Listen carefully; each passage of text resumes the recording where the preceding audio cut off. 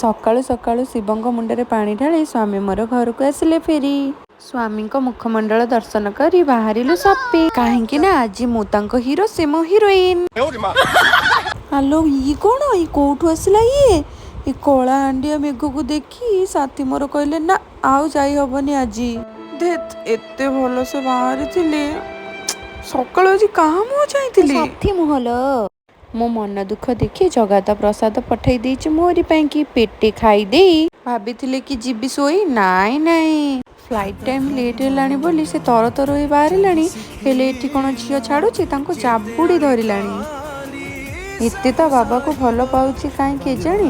କେମିତି ରହିବ ତା ବାବା ବିନା ଦିଦିନି ମୁଁ ଜାଣିପାରୁନି।